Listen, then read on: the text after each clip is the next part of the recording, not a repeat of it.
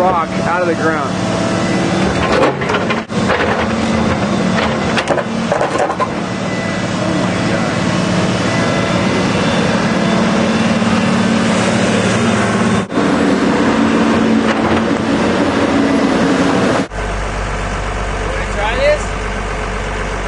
Show you how to run it. So you're just throwing rocks around. Yeah, it's fun.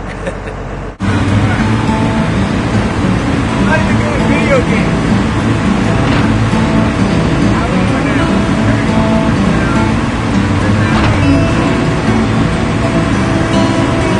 I'm gonna throw this rock right in my face.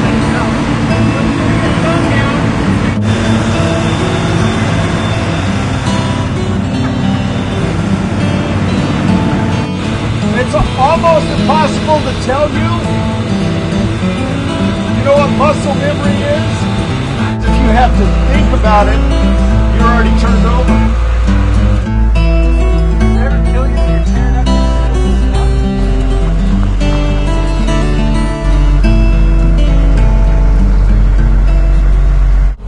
the 9 to 5, what we do on a daily basis. How does what you talk about on Sunday apply to me and my dad throughout the week? Our biggest issue is we're so trustworthy because that's what we're learning, that's what we've been taught, that's what you read.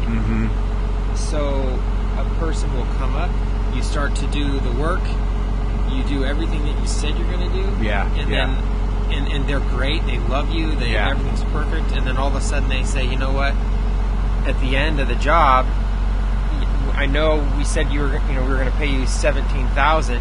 Now we're only going to pay you $8,000 because we think that you've made enough, or they don't pay you at all. So that's our biggest thing is trusting. You know, and you get jaded. And how do you not go completely postal? I mean, you're a Christian. I can't just drive my dozer through their house. Right. That's our biggie. So if you want, that's the big challenge right there, huh? Make a sermon on that'd help us out.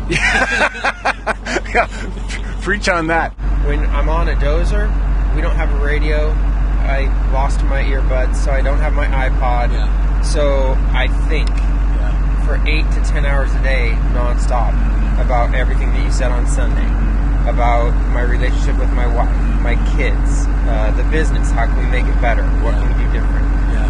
So I have purpose in that when I see that homeowner's face, like when he'll show up and he hasn't seen this lot yet, other than when he bought it, and now he'll see his driveway roughed in. He'll see that we're moving it, and when you see the finished product and it's laser perfect and all the slopes are clean, and they're, you see that that beam in their eyes of, this is their dream, and we're facilitating that.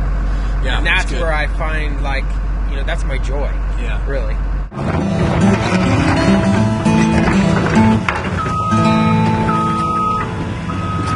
One of my most exciting things when I'm at a show and teaching people is when they get inspired to cook and get out of the drive-thru and get home and cook real food with their kids and get the kids involved. And so I highlight products that are kid-friendly that kids can help out with, because the more involved they are cooking together, that's where the dialogue happens, and that's where it's important to have. I'm hoping that the gig involves some eating. And then, I made the conscious effort to say, okay, Lord, you've given me gifts, you've given me blessings, and allow me to use those to serve you through this. And when I'm at my shows and I tell people my story, I tell them how when I'm driving into Sacramento for Caitlin's doctor's appointments like we did today, I'm always thanking the Lord that I don't have a traditional job, that I have to take all that time off. How would I do it when she's had 9 surgeries in her life? And so that type of thing is definitely, I share that.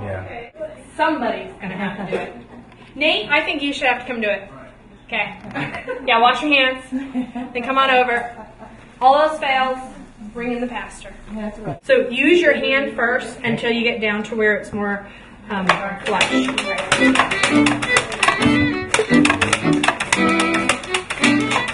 This is going to take away all my excuses if I do this.